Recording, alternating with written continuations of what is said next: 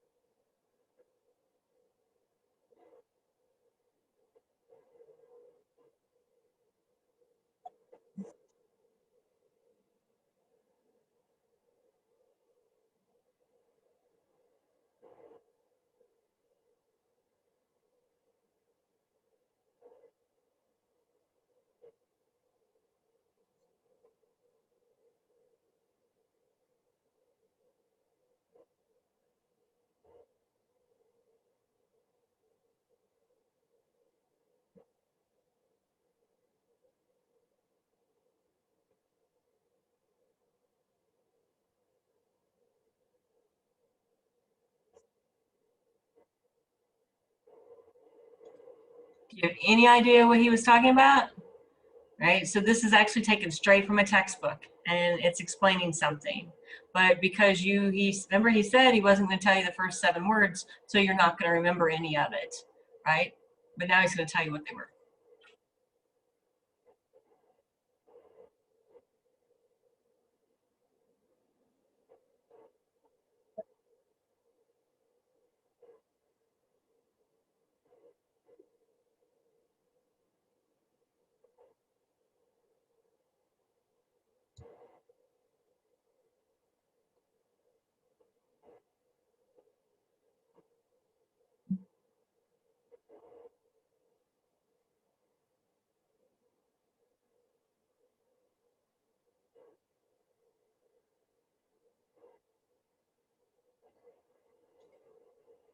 There you go.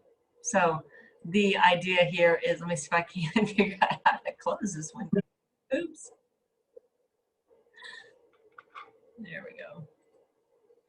Right, so your schema model, right, that everything is connected to everything else.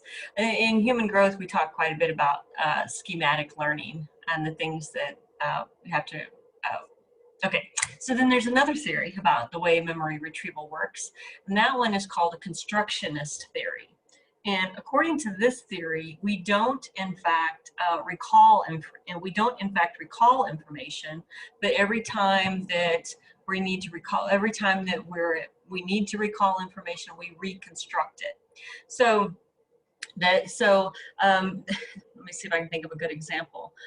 You were asked what you did yesterday, right? You were asked, what did you do yesterday at work? And we go, oh, let's see, yesterday at work, well, let's see, it was a Tuesday. So you don't really have a memory of what you did yesterday at work, but you go sort of back in time and you create it, right? You recall. You reconstruct the memory. So this is kind of what happens when we make up stories, right? When you tell your mother that you were at your friend's house, but instead you were out by the lake, you know, drinking beer, is, let's see, if I went to my friend's house, and it's the difference between a good liar and a bad liar. Because what is a lie? A lie is telling a memory, or telling an event as if it's a memory or if it was really true when it's not.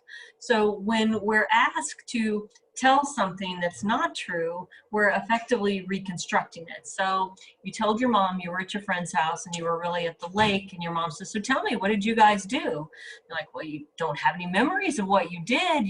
So you have to reconstruct as if you were at your friend's house. And that's what takes a lot of psychic energy.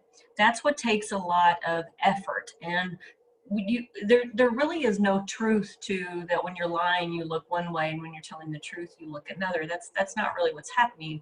But when people can discern if you're lying or not, you know, if your you know, family, if your loved ones can tell, it's because they're able to discern that you're using more energy telling me this story, so there must be something about this story that's different than that story when you're telling me the truth. So I'm sensing the way you're disclosing this information is not right. Something's not right.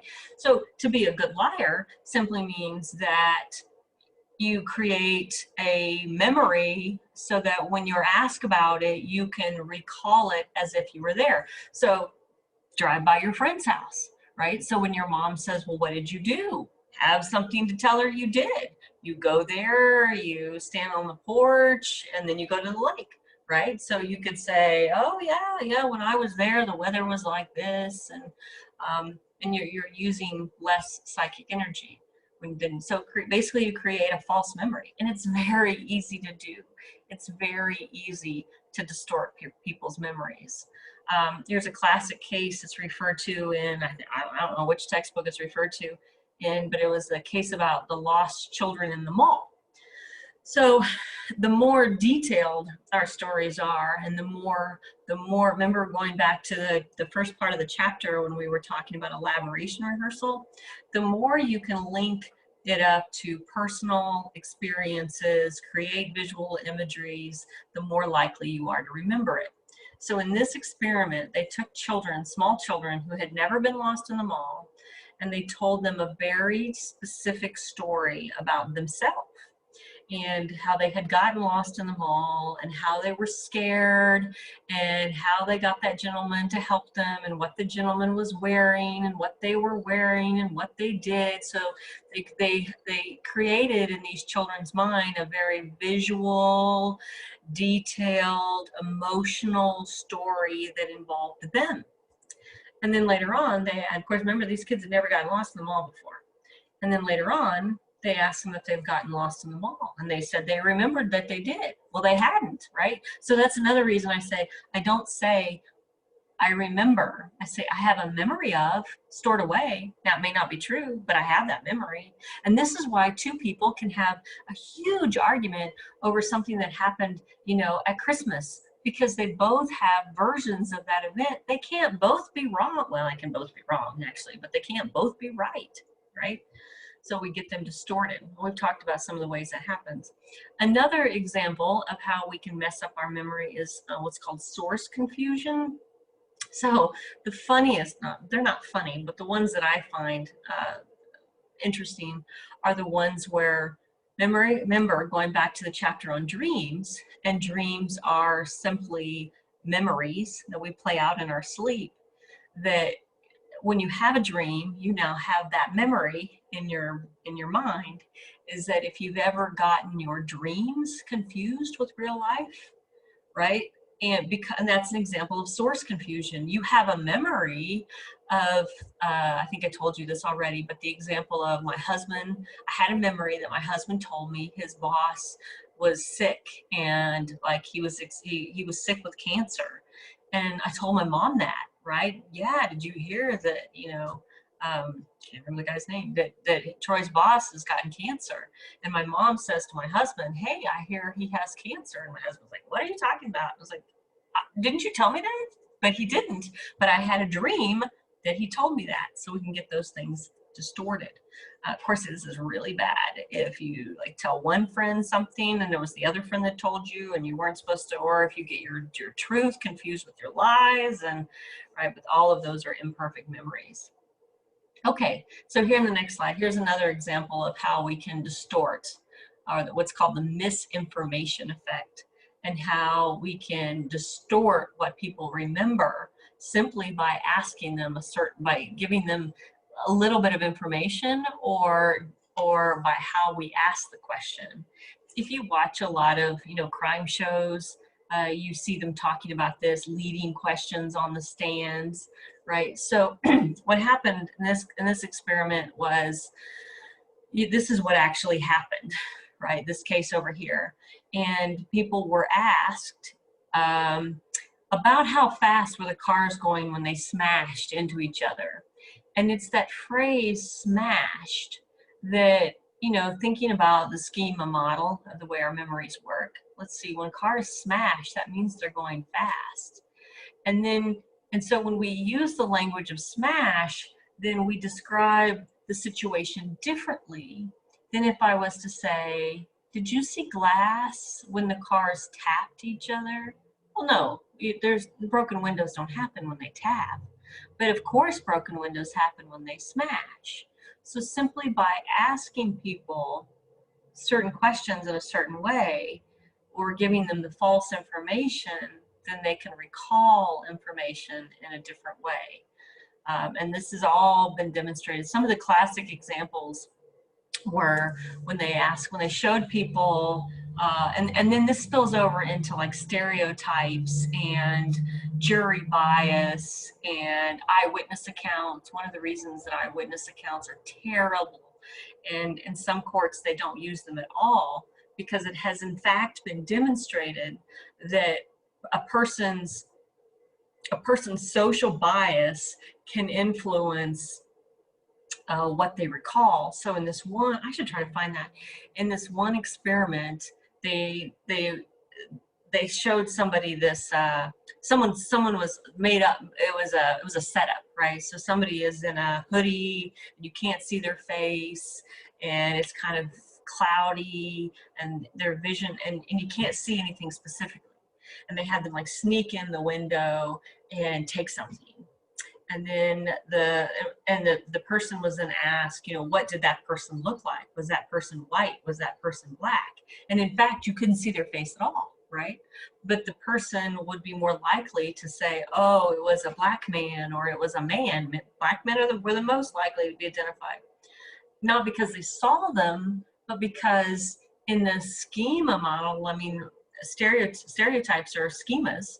In this schematic model of our cultural biases, that's who people are often more likely to associate with criminals. So this misinformation from our culture then distorts what we recall. So we're talking about cultural memories too. And okay, so I'm going to stop right here. And when I come back, I want to talk about Ebbinghaus's memory forgetting curve, and some more of the research on forgetting.